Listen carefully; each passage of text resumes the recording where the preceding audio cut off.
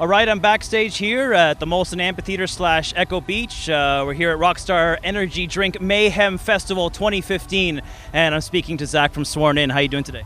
You know, pretty damn well considering the fact the weather is so good, so. Yeah, this is one of the most beautiful days in Toronto in recent memory, so it's a good day for some heaviness. You started early. You must have felt good. Oh, yeah. Actually, today we played a little bit later than normal, which was kind of cool, so it worked out in our advantage, but it was still super nice out because usually by that time it's hot as hell, so. I don't know, man. I'm kind of in awe about it, honestly, but it's cool.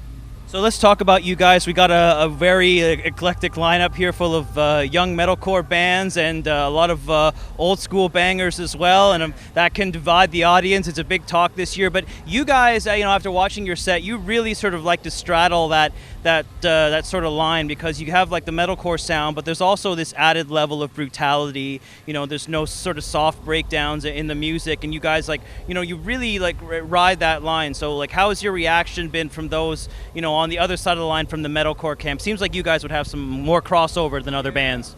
Honestly, the coolest part about this whole tour is when we're sitting there doing our signings at the merch table and someone who's like 45 years old comes up to me and is like, "I loved your set, man."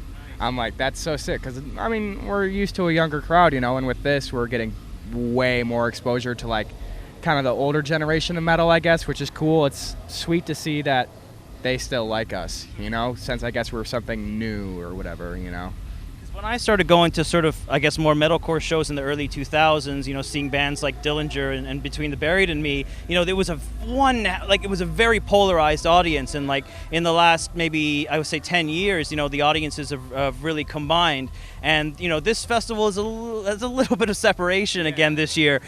So I guess that you guys, based on your sound, it seems to be that's something that you would really want to do, is to have that sort of rounded sound and that rounded audience, Yeah, we really approach it like we don't want to exclude anybody from the music, so the more people that are going to dig it, that's way better for us. Because, a lot of bands, they cater to a certain audience and stuff like that, and I'm sure you could say that about us, too.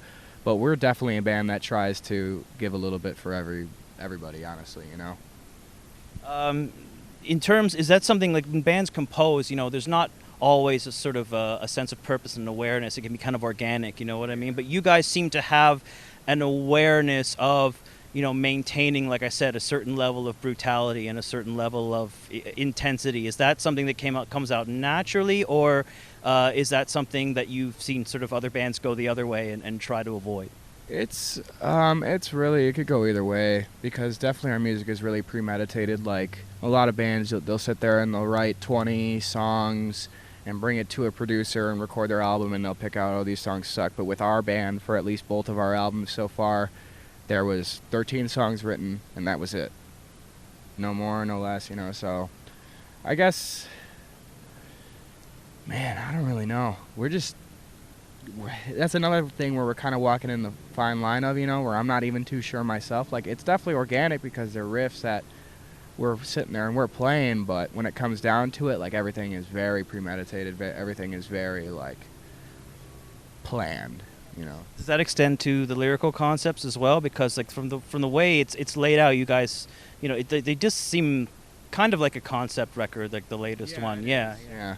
Both of our albums have been concept records so far, and that kind of sprung when we decided to be essentially like a concept band, I guess, in a way. Not that both CDs are about the same thing, but the whole tarot card thing, we're trying to take on each new thing with that. So, honestly, I lost my train of thought, man. I'm so sorry about that.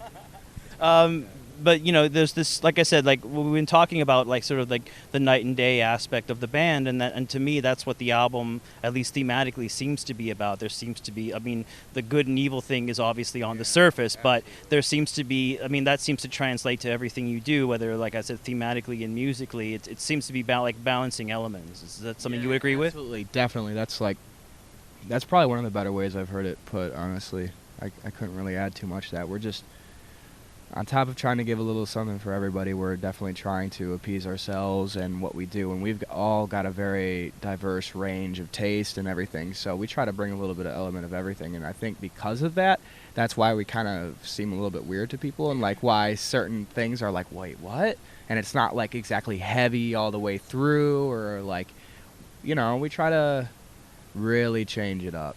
because a lot of artists are really stagnant right now with the way that they do things. It's like this, you know what's going to come next, and we try to like surprise the listener still, you know.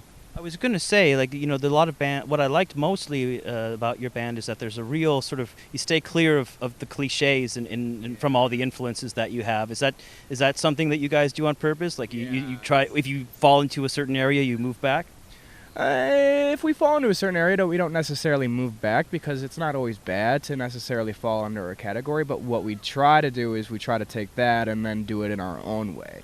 Like, a lot of people say we're like nu metal, and I mean, yeah, there's a couple of nu metal riffs here and there, but we're definitely doing it in a different way, you know. It's not just like the kick on 1, snare on 3, like hi-hat groove like the entire time with like a somewhat sludgy riff over it and like a chorus effect. Like, we're trying to do it in like a, I don't want to say more technical way, but in a more interesting way, in a newer way, you know. Trying to blend that element of really simple music with harder music, I guess you could say, you know.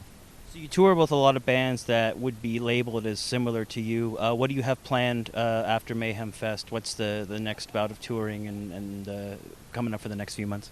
Right now, we've got a couple tour offers on the table. We're kind of really sitting and making sure that our next move is going to be the right one. So we're kind of waiting. We're probably going to take like a month off from touring or so, and then definitely go back in it really, really hard. So it's going to be a surprise, honestly. I want to thank you so much for speaking to me today. I wish you all the best on the current tour and getting this album out there and getting people to hear your music. And do you have any final words today? If you listen to the album and you didn't like it, listen to it one more time.